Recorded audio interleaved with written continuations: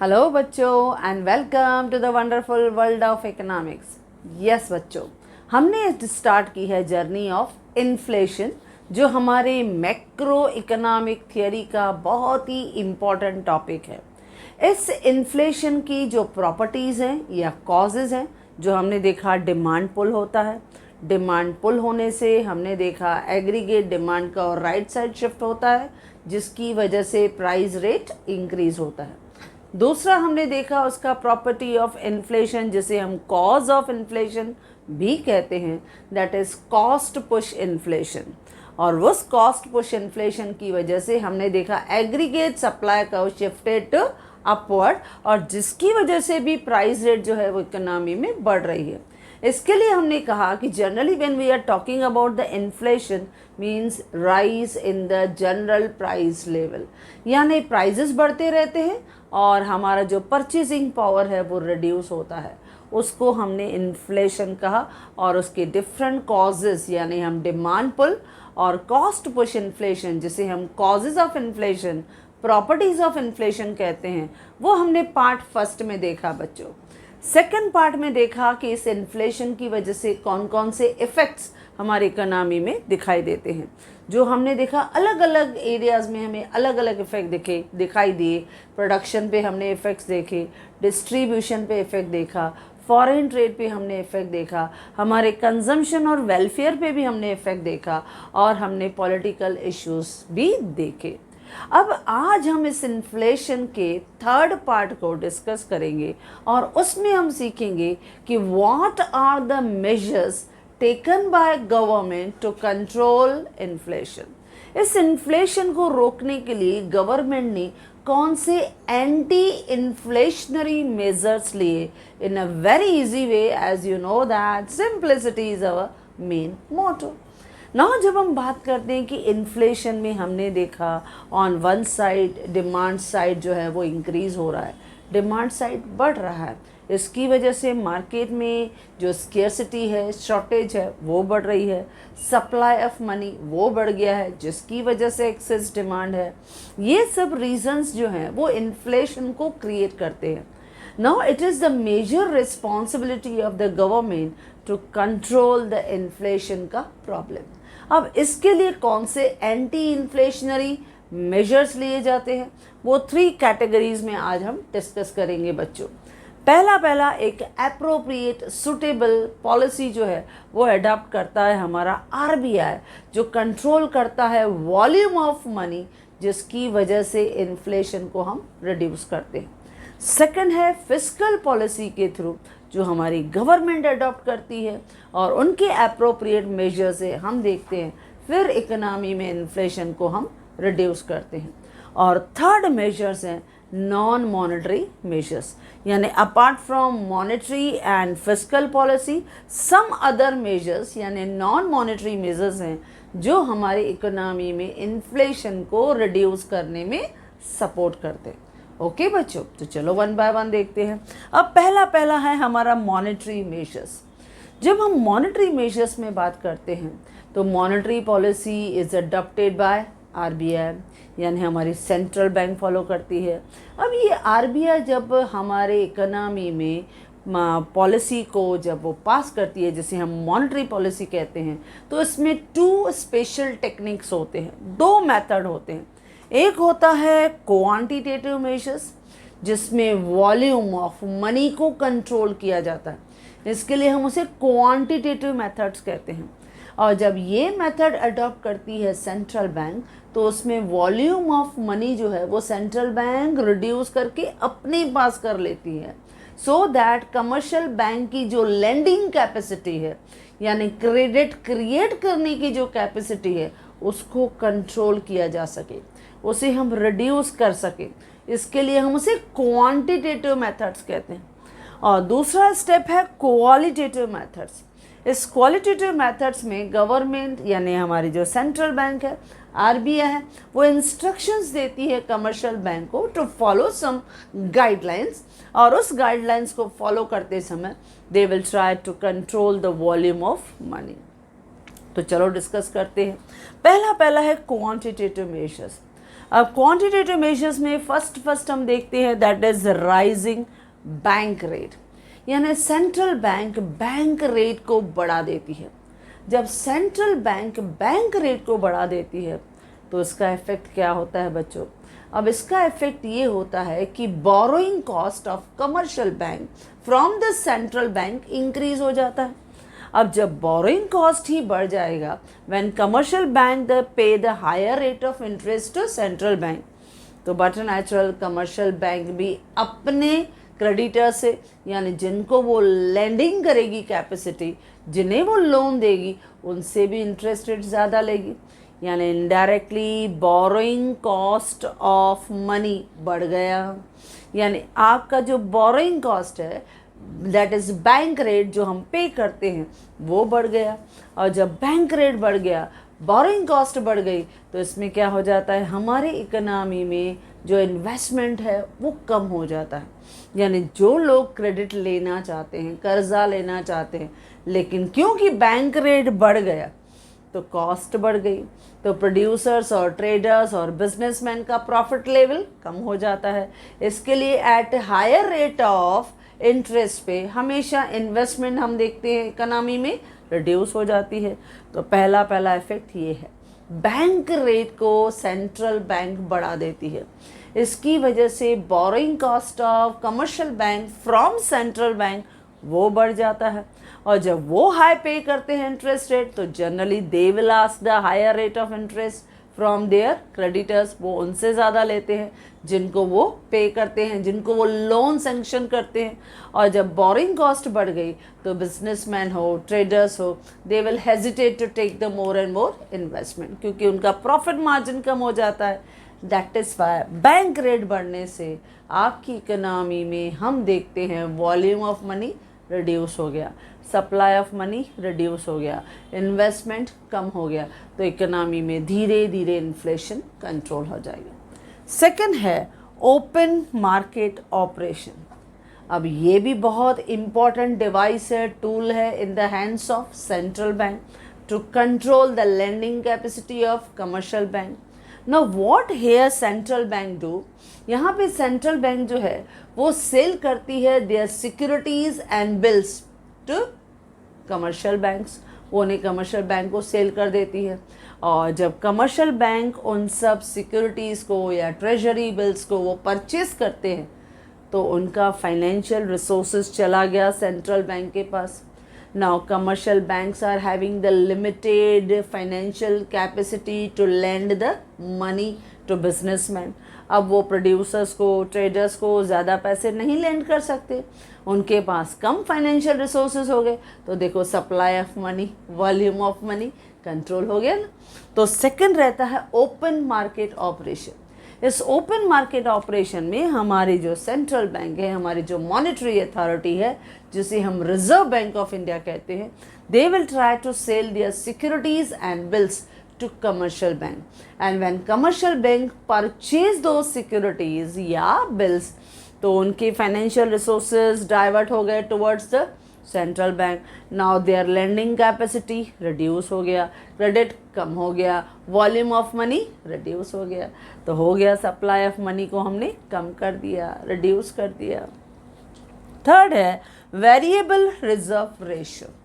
अब जब हम वेरिएबल रिजर्व रेशो की बात करते हैं तो जनरली अंडर मॉनेटरी पॉलिसी में there are two components of variable reserve ratio. Number 1 आता है कैश रिजर्व रेशो।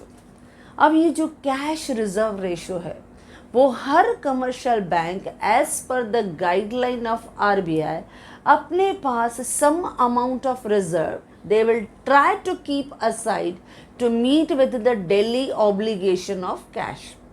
इसका मतलब, क्योंकि कुछ लोग जब कमर्शियल बैंक में पैसे डिपॉजिट करने आते हैं तो कुछ लोग विथड्रॉ करने भी आते हैं, तो विथड्रॉ जब करने आएंगे तो हर कमर्शियल के पास इनफ अमाउंट कैश रिजर्व में होना चाहिए ताकि उन कैश ऑब्लिगेशन यानी ज़रूरतों को, रिक्वायरमेंट को वो सेटिस्फाई कर सके।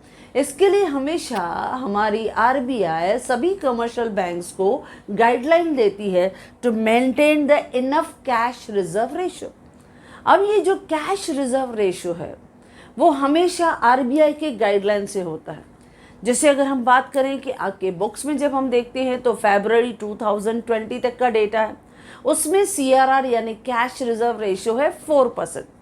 लेकिन अगर हम एट प्रेजेंट की बात करें, 2022 एट प्रेजेंट बात करें, तो एट प्रेजेंट हमारा कैश जो रिजर्व रेशियो है इट हैज़ रेज्ड टू 4.50। ये 4.5 तक रेज हो गया है, 0.5% इंक्रीज हुआ है।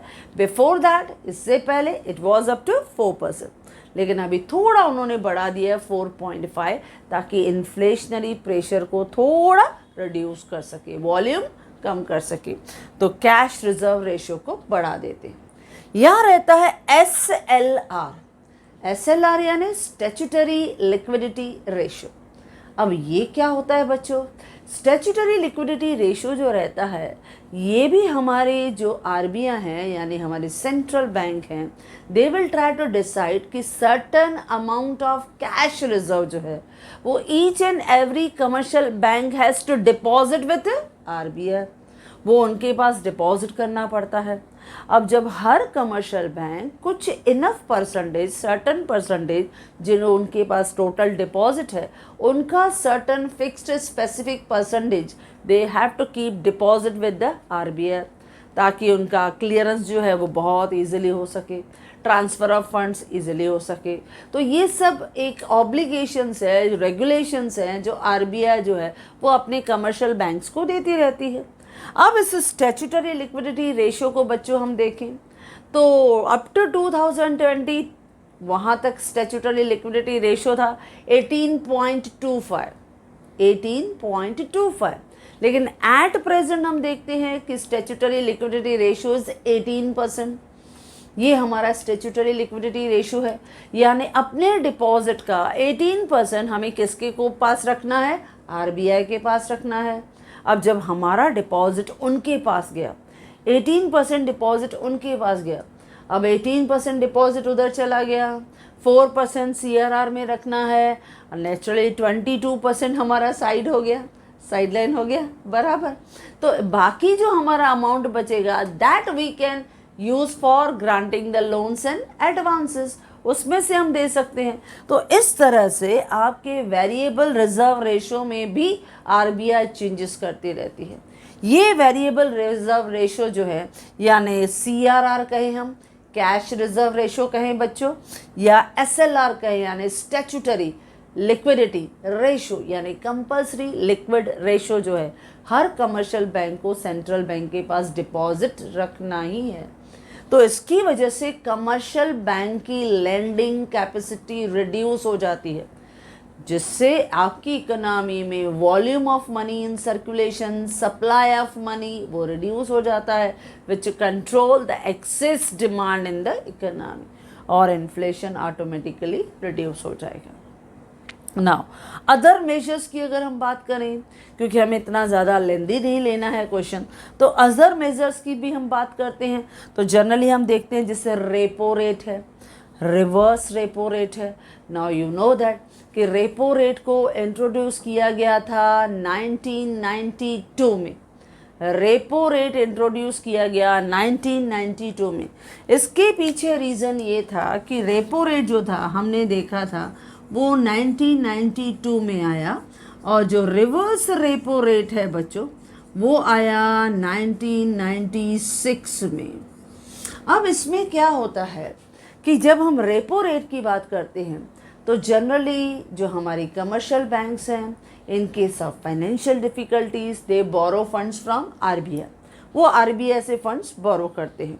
जैसे अभी सपोज हम लोग देखते हैं यहाँ आरबीआई है, ओके, यहाँ कमर्शियल बैंक्स हैं। अब आरबीआई से वो फंड्स बोरो करते हैं। अब आरबीआई ने फंड्स दिया कमर्शियल बैंक्स को, बराबर, तो फ्री ऑफ कॉस्ट तो नहीं देंगे। तो ये जो सेंट्रल बैंक जो है यानी कमर्शियल बैंक जो है वो सेंट्रल बैंक को जो रेट देंगे that is called repo rate. वो रेपो रेट रहेगा जो हमेशा 92 से उनकी ज़रूरतों को, उनकी फाइनेंशियल प्रॉब्लम्स को सेटिस्फाई करती रहती है, यानी उनकी लिक्विडिटी एडजस्टमेंट को मेंटेन करती है आरबीआई। तो इस तरह से रेपो रेट जो है वो भी डिसाइड होता है। अगर हम 2020 तक देखें तो हमारा रेपो रेट जो था इट वाज अप टू 5.15 इस परसेंटेज तक था, लेकिन अभी हमारा रेपो रेट जो है इट इज़ 5.40 परसेंटेज तक हो गया है। तो देखो वो हमने बढ़ा दिया। तो इस तरह से इन्फ्लेशन को अगर हमें रिड्यूस करना है तो जो रेपो रेट है ये भी तो one kind of interest rate है, ये भी हमने बढ़ा दिया। तो ये अदर मेजर्स हैं यानी रेपो रेट। अब दूसरा है रिवर्स रेपो रेट। जब हम रिवर्स रेपो की बात करते हैं तो आरबीआई ने रिवर्स रेपो इंट्रोड्यूस किया 1996 में। ये क्यों? क्योंकि आरबीआई का रोल बढ़ने लगा था। सेंट्रल बैंक जो गवर्नमेंट का राइट हैंड है, बहुत सारे प्रोजेक्ट्स में एक इन्वेस्टर की तरह काम कर रहा था और उसमें उनका काफ़ी कंट्रीब्यूशन, जो वॉल्यूम ऑफ फंड्स थे वो बहुत बढ़ रहे थे। तो समटाइम्स सेंट्रल बैंक्स को भी पैसे की ज़रूरत पड़ती है, और जब उन्हें पैसे की ज़रूरत पड़ेगी तो who will support them? Commercial banks उनको सपोर्ट कर सकती हैं। तो रिवर्स रेपो जो है वो आपका इंट्रोड्यूस किया गया 1996 से। यानी कभी कभी ऐसा होगा कि जो सेंट्रल बैंक है they will pay loans to RBI, फिर आरबीआई भी फ्री में तो नहीं लेगी, जो आरबीआई है they will pay interest rate to commercial bank.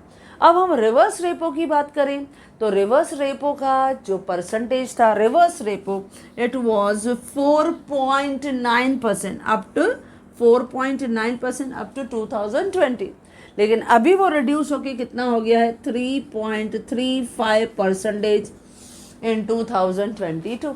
तो ये रिवर्स रेपो है ना। रिवर्स रेपो हमेशा रेपो रेट से कम रहता है। क्यों?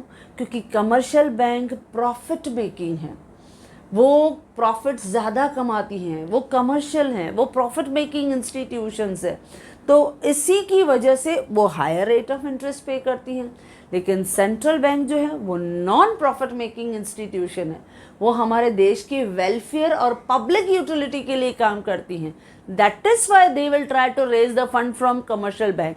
इसके लिए रिवर्स रेपो रेट हमेशा रेपो रेट से कम रहता है। जैसे हमने देखा वो था सिर्फ 4.9, जबकि आपका रेपो रेट था 5.15, उससे थोड़ा कम रिवर्स रेपो। या हमने अभी देखा कि रेपो रेट है 5.40, लेकिन हमारा जो रिवर्स रेपो है इट इज़ 3.35। इसको कम किया जाता है ताकि सेंट्रल बैंक की जो कैपेसिटी है फाइनेंस रिसोर्स रेज करने की वो बढ़े और अच्छे लेवल पे अपने बहुत सारे इंफ्रास्ट्रक्चर और डेवलपमेंट के प्रोजेक्ट में इन्वेस्ट कर सके। तो ये भी बहुत सारे तरीके हैं जिससे आपकी आरबीआई जो है बहुत ही एप्रोप्रिएट सूटेबल मॉनेटरी पॉलिसी के थ्रू द क्वांटिटेटिव मेजर्स लेके पूरे वॉल्यूम ऑफ मनी को अपने पास कंट्रोल कर लेती है, रिड्यूस कर लेती है। इससे indirectly we will see that कि हमारा जो डिमांड है, एक्सेस डिमांड है, वो रिड्यूस हो जाता है, विच इनडायरेक्टली अफेक्ट ऑन इन्फ्लेशन और इन्फ्लेशन रिड्यूस होता है। नेक्स्ट है क्वालिटेटिव मेजर्स। अब क्वालिटेटिव मेजर्स में सम इंस्ट्रक्शंस दिए जाते हैं। अब उसमें क्या रहता है, पहला हम देखते हैं मार्जिन रिक्वायरमेंट। अब आरबीआई जो है वो मार्जिन रिक्वायरमेंट को फिक्स करती है, डिटरमाइन करती है वाइल ग्रांटिंग लोन्स। क्योंकि जब हम लोन्स सेंक्शन करते हैं बच्चों, उस समय लोन्स को सेंक्शन करते समय अगेंस्ट द कोलैटरल सिक्योरिटीज़ हमने सिक्योरिटी लिया और उस सिक्योरिटीज़ पे हम लोग कुछ मार्जिन फिक्स कर देते हैं। जैसे से फॉर एग्जांपल मार्जिन रिक्वायरमेंट रहती है बिटवीन 20 to 40%। 20 to 40% के बीच में जब मार्जिन फिक्स होती है तो सपोज़ कोई पर्सन आता है, उसने 1 लाख लोन के लिए सपोज़ अप्लाई किया, उसने 1 लाख लोन के लिए सपोज़ कोलेटरल सिक्योरिटीज़ भी डिपॉजिट की यानी मॉर्गेज की, वहाँ पे दे दिया। Now as per the guideline of RBI उसने क्या किया, मार्जिन रिक्वायरमेंट यानी 20% का मार्जिन हमने डिडक्ट किया क्योंकि वो सिक्योरिटीज़ है। जब उनका लोन कंप्लीट होगा, उनकी सिक्योरिटीज़ की हो सकता है वैल्यू जो है, सपोज़ प्रॉपर्टी है, वो प्रॉपर्टी की वैल्यू उस समय 4 साल, 5 साल, 8 साल के बाद कम हो जाए, तो इसके लिए सेफ्टी मार्जिन जो रिक्वायरमेंट है वो आरबीआई हमेशा कमर्शियल बैंक्स को गाइडलाइन देती है कि they have to set some margin that will be always given to while sanctioning loan to that person. वो हमेशा ऐसे मार्जिन की जो फिक्सिंग है वो आरबीआई कमर्शियल बैंक्स को गाइडलाइंस देती रहती है। तो सपोज उसने 1 लाख का लोन के लिए अप्लाई किया, अब मार्जिन रिक्वायरमेंट है 20,000, तो हमने क्या किया, 1 लाख हमने प्रॉपर्टी के वो ले लिए, हमने पेपर्स ले लिए, लेकिन मार्जिन था 20%, 20% कम किया, तो 1 लाख का 20% कितना होता है बच्चों, 20,000, यानी हमने कितना फंड उनको दिया, 80,000। तो देखो हमने फंडिंग कैपेसिटी कम कर दी। अब सपोज जब इन्फ्लेशन होता है तो मार्जिन रिक्वायरमेंट बढ़ा देते हैं।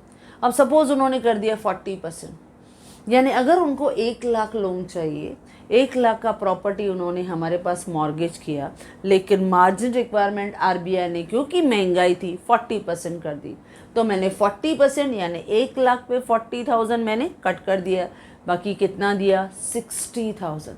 तो देखो कम दिया ना, यानी मेरे उस इंस्ट्रक्शन से कमर्शियल बैंक को इंस्ट्रक्शन देने के बाद मार्जिन के रिक्वायरमेंट को बढ़ा दिया गया, जिसकी वजह से जो लेंडिंग कैपेसिटी थी वो कमर्शियल बैंक की हमने क्या कर दी, रिड्यूस कर दी, कम कर दी।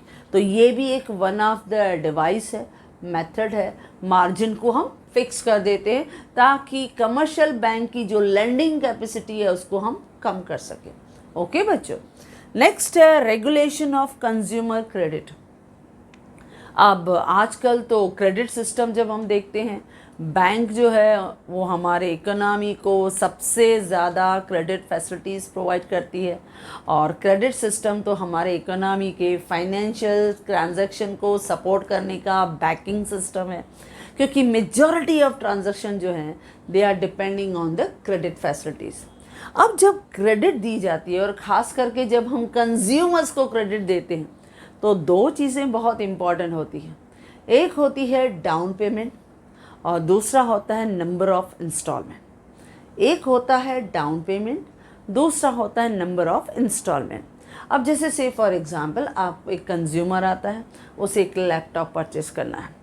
अब उन्होंने फ़िक्स कर दिया कि सपोज़ आपको 50,000 का लैपटॉप लेना है, तो 5,000 जो है वो डाउन पेमेंट है, ठीक है। बाकी 45,000 जो है वो 1,000 की इंस्टॉलमेंट 45 इंस्टॉलमेंट में आप पे कर सकते हो।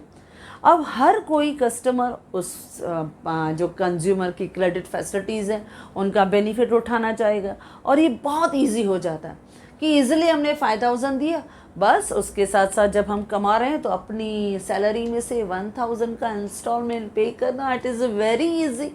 तो इस तरह से क्या होता है, हर एक कंज्यूमर इस तरह की क्रेडिट फैसिलिटी का फ़ायदा उठाना चाहता है।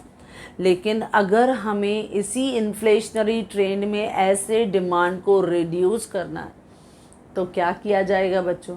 अब यहाँ पे आरबीआई इंस्ट्रक्शन देगी किसके बारे में, कि डाउन पेमेंट बढ़ा दो। अब डाउन पेमेंट बढ़ा दो, 5,000 की जगह 10,000 कर दो, डाउन पेमेंट बढ़ गई।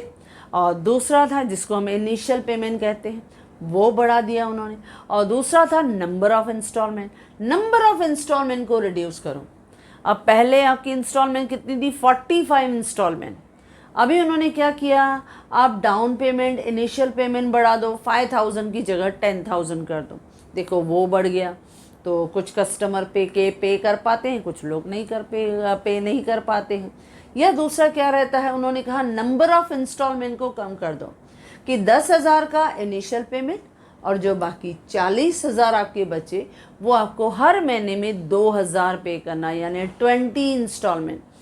पहले कितनी थी, 45 इंस्टॉलमेंट, अभी उन्होंने रिड्यूस करके 20 इंस्टॉलमेंट कर दी।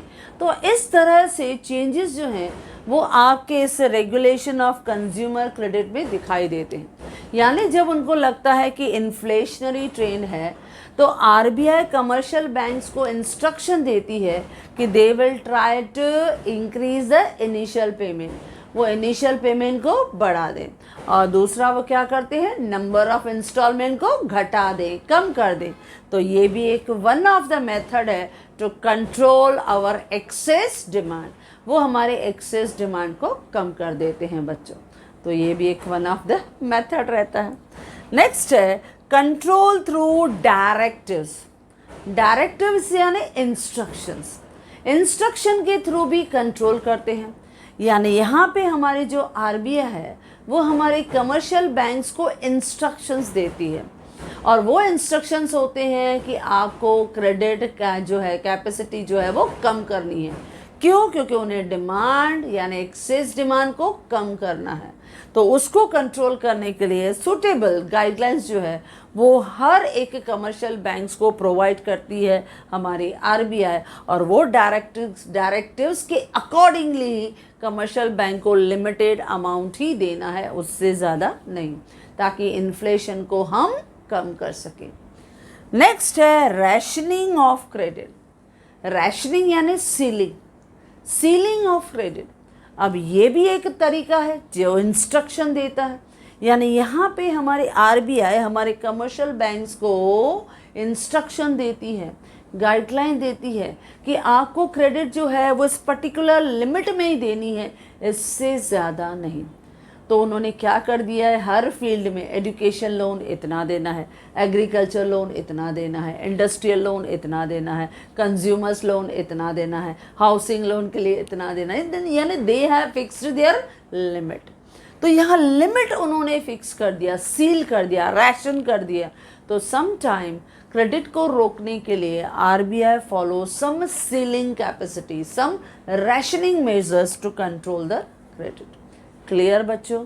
तो ये है क्वांटिटेटिव और क्वालिटेटिव मेथड्स जो अडॉप्ट करता है आपकी RBI under suitable appropriate monetary policy.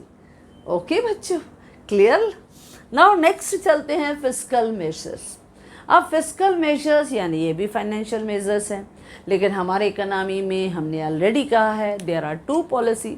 एक होता है मॉनेटरी पॉलिसी जो आरबीआई फॉलो करती है, दूसरा है फिस्कल पॉलिसी जो गवर्नमेंट थ्रू बजट के थ्रू हमारे इकोनॉमी में फॉलो होता है। तो चलो देखें गवर्नमेंट किस तरह से अपने फिस्कल मेजर्स के थ्रू इन्फ्लेशन को कंट्रोल करता है। पहला है टैक्सेशन। अब टैक्सेशन जो है वो हमारी गवर्नमेंट हमारे ऊपर इम्पोज करती है, यानी डायरेक्ट और इनडायरेक्ट टैक्सेस। अब गवर्नमेंट क्या करती है, न्यू टैक्सेस इम्पोज करेगी। अब टैक्सेस यानी डायरेक्ट और इनडायरेक्ट टैक्सेस अगर उन्होंने हमारे ऊपर ज़्यादा डाल दिया तो डिस्पोजेबल इनकम रिड्यूस हो जाएगा, हमारा परचेजिंग पावर रिड्यूस हो जाएगा, इससे हमारे डिमांड ऑटोमेटिकली कम हो जाएगी। तो पहला जो गवर्नमेंट कोशिश करती है हमारे इकोनॉमी में डिमांड को कम करने के लिए, दे इम्पोज द न्यू टैक्सेस, और उसमें डायरेक्ट और इनडायरेक्ट टैक्सेस को वो रेज कर देते हैं so that disposable income of the people get reduced. वो कम हो गया तो हमारा परचेजिंग पावर रिड्यूस हो जाएगा बच्चों। तो टैक्सेशन भी हमारे वॉल्यूम ऑफ मनी को रिड्यूस करता है, इनडायरेक्टली डिमांड कम हो जाएगी, कंजम्पशन कम हो जाएगी और इन्फ्लेशन कम। नेक्स्ट है पब्लिक एक्सपेंडिचर। जब इन्फ्लेशनरी ट्रेंड चलता है तो government will try to reduce their public expenditure. Government अपना खर्चा बहुत से सेक्टर्स में रिड्यूस कर देता है, क्योंकि जब पब्लिक एक्सपेंडिचर कम हो जाएगा तो आपकी इनकम प्रोडक्टिविटी पे इफ़ेक्ट पड़ेगा, एम्प्लॉयमेंट पे इफ़ेक्ट पड़ेगा, ओवरऑल आपका एक्सेस डिमांड फिर से कम हो जाएगा। यानी गवर्नमेंट अपना public expenditure during inflationary trend reduce कर देता है ताकि इकोनॉमी में एक्सेस डिमांड नहीं हो। थर्ड है पब्लिक बोरोइंग। अब ये भी एक तरीका है, क्योंकि गवर्नमेंट जब देखती है कि यहाँ पे मैं टैक्सेशन अगर डालूँगा तो कभी कभी नेगेटिव इम्पैक्ट आता है कि गवर्नमेंट ने टैक्सेस बढ़ा दिया, फिर पब्लिक आपको मालूम है they will try to cry again that, फिर कुछ पॉलिटिकल प्रॉब्लम्स भी आते हैं, सम अनरेस्ट भी दिखाई देता है इकोनॉमी में। तो सम टाइम बेटर भी ये रहता है कि गवर्नमेंट जो है वो पब्लिक से बोरो कर लेती है। अब जब पब्लिक से बोरो कर लिया तो बट नेचुरल पब्लिक से पैसा हमने ले लिया, थ्रू बॉन्ड्स या बाय डिबेंचर्स या सिक्योरिटीज़ हमने बहुत से अच्छे अच्छे जो स्कीम्स थे वो हमने गवर्नमेंट ने सपोज इंट्रोड्यूस कर दिए और उसके थ्रू आपने पब्लिक से बोरो कर लिए। अब जब पैसा पब्लिक से बोरो हुआ, अब ये भी एक बेटर ऑप्शन रहता है।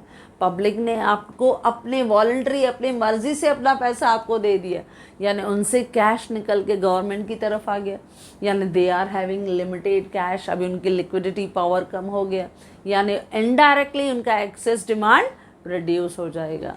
तो पब्लिक बोरिंग जो है ये भी एक one of best smart way है टू कंट्रोल द इन्फ्लेशन। इससे इन्फ्लेशन कंट्रोल होता है बच्चों। नेक्स्ट है पब्लिक डेप्ट मैनेजमेंट।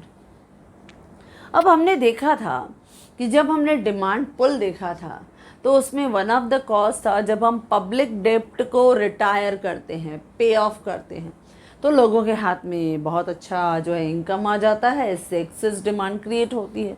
तो इसके लिए पब्लिक डेप्ट मैनेजमेंट, यानी यहाँ पे हमारी गवर्नमेंट इतना ध्यान देती है कि जब हम पब्लिक डेप्ट को मैनेज करें, यानी हम पे करें, जब हम पे कर रहे हैं तो इस तरह से करें कि आपकी इकोनॉमी में इन्फ्लेशनरी प्रेशर नहीं बढ़े, आपकी इकोनॉमी में एक्सेस डिमांड नहीं बढ़े। तो इस तरह से पब्लिक डेप्ट को प्रॉपरली मैनेज करती है गवर्नमेंट, ताकि इकोनॉमी में इन्फ्लेशनरी ट्रेंड क्रिएट नहीं हो। ओके बच्चों, तो ये है फिस्कल मेजर्स जो जनरली गवर्नमेंट अडॉप्ट करती है bye adopting the suitable fiscal measures.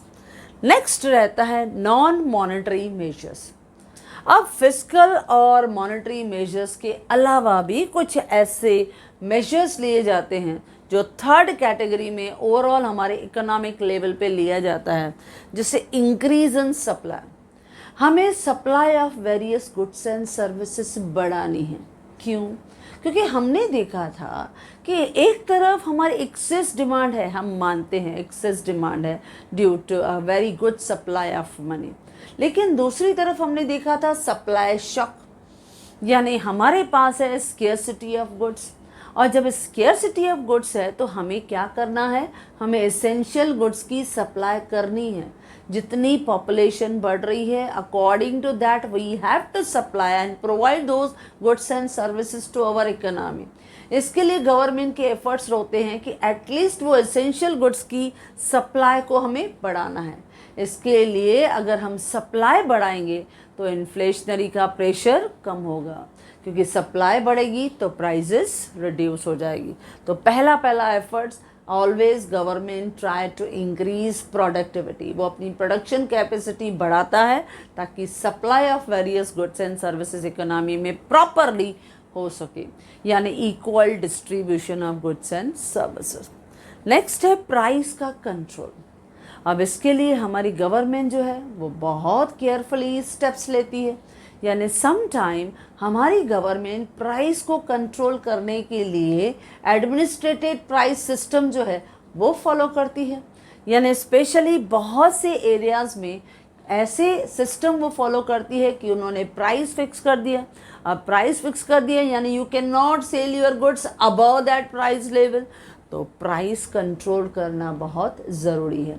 और इस प्राइस कंट्रोल करने के लिए सम टाइम गवर्नमेंट इस तरह से एडमिनिस्ट्रेटेड प्राइस भी वो फॉलो कर देती है, प्लस गवर्नमेंट उस एरियाज़ में प्रोडक्शन की कैपेसिटी भी बढ़ा देती है, यानी जो एसेंशियल गुड्स हैं उनको वो रीज़नेबल प्राइस में प्रोवाइड करने की कोशिश करती है, ताकि जो हमारे जो वीकर सेक्शन है, जिनके पास पेइंग कैपेसिटी कम है, जो बैकवर्ड क्लासेस हैं, जिनके पास इनकम और अर्निंग कैपेसिटी कम है, उनके ऊपर इन बढ़ती हुई इन्फ्लेशन का इफ़ेक्ट कम हो।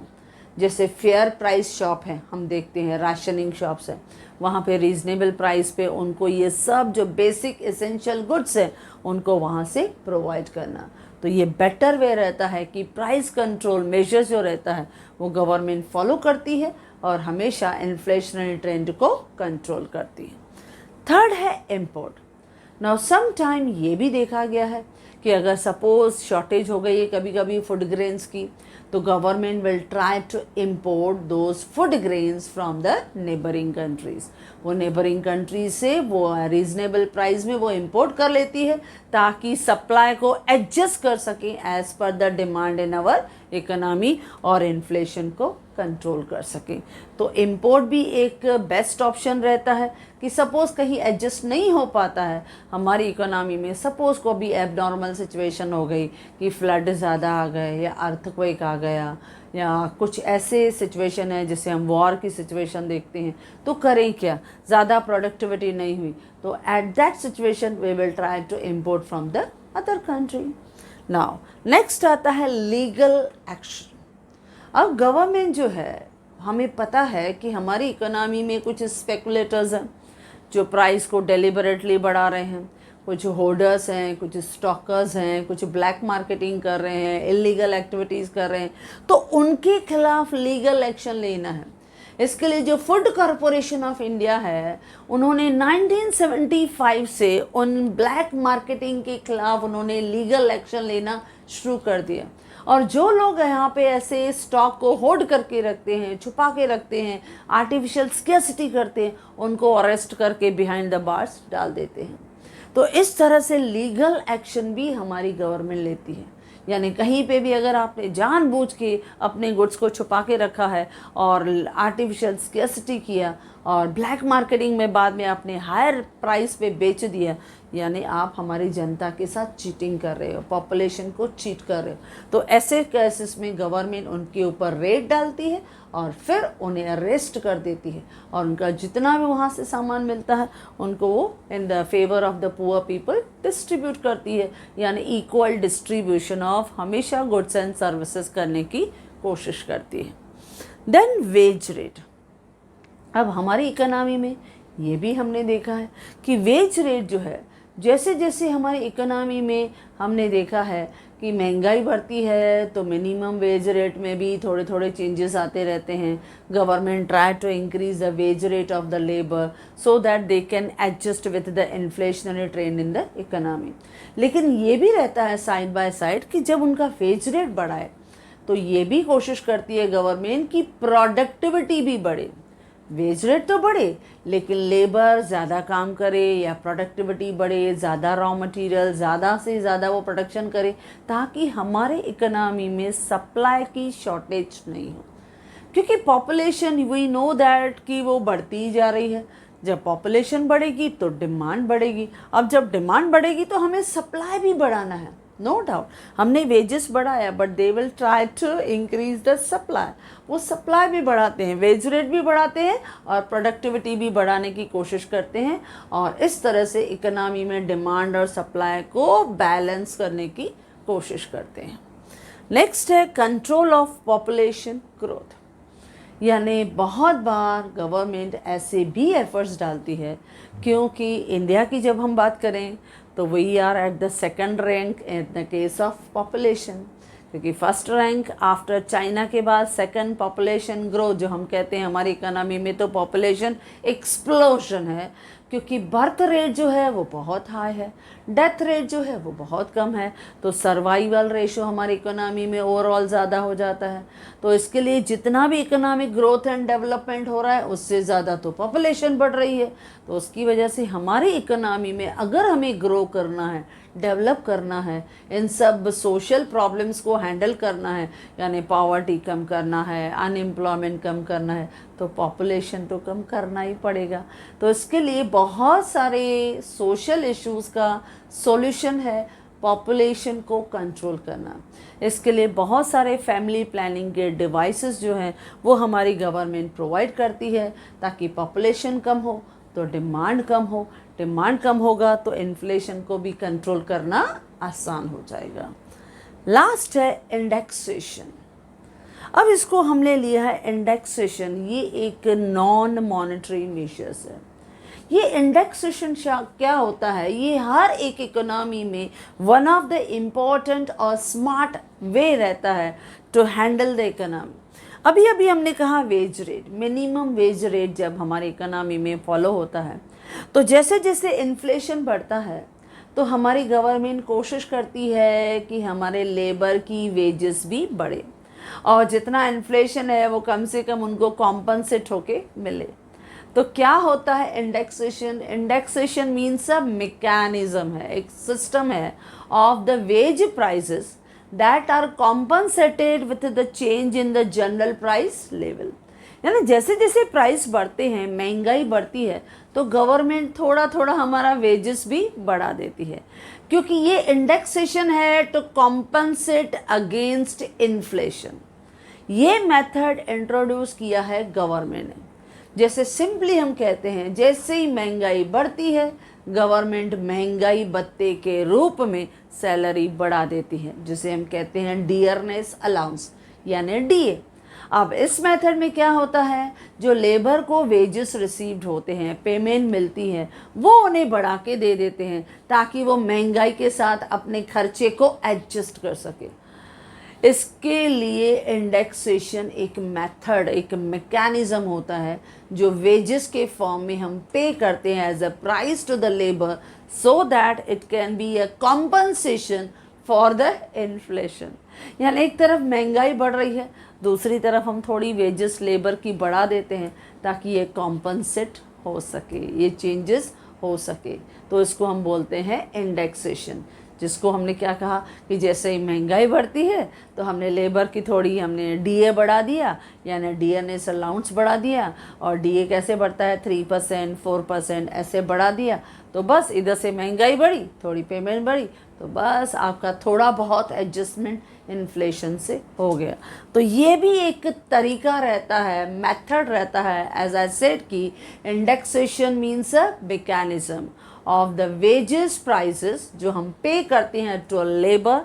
It is the pure compensation for the change in the general price level, and specially it is a compensate with the inflation. हम अगेंस्ट द इन्फ्लेशन हम उन्हें कॉम्पनसेट करके लेबर्स को देते हैं, सो दैट एटलीस्ट उनको हम कुछ हद तक मैक्सिमम सेटिस्फैक्शन दे सकें। तो ये इंडेक्सेशन भी वन ऑफ द वे है, वन ऑफ द वेपन है, डिवाइस है, टूल है जो गवर्नमेंट फॉलो करती है ताकि लेबर को थोड़ा हम कॉम्पनसेट कर सकें। ओके बच्चों, तो ये भी एक वेरी इंपॉर्टेंट क्वेश्चन है जो इन्फ्लेशन में हमेशा आपसे पूछा जाता है एट यूनिवर्सिटी लेवल कि what are the anti inflationary measures to control the inflation, या what are the government measures to control the inflation, जिसमें आपके मॉनेटरी मेजर्स हैं। और आपको सब बताने की ज़रूरत नहीं है बच्चों, I have given all the different points which are related with that, but you select someone. आपको सब लिखने की ज़रूरत नहीं है, आप खाली उसमें से समझ के आपने उसमें से फ्यू पॉइंट्स सेलेक्ट कर दिया। जैसे हमने क्वांटिटेटिव में लिया 3 पॉइंट्स, क्वालिटेटिव में 3 पॉइंट्स, या हमने फिजिकल पॉइंट्स में भी 3 पॉइंट्स लिया, नॉन मॉनेटरी में हमने 3-4 पॉइंट्स लिया। इनफ फॉर यू, यानी एक आपके पास अच्छा क्वांटिटी के साथ साथ एक अच्छी क्वालिटी भी अवेलेबल हो जाएगी। And as I have discuss with you, जैसे मैंने आपके साथ डिस्कस किया, in the same way I have provided in my notes, उसी तरह से मैंने बहुत ईजिली आपको लिख के दिया है।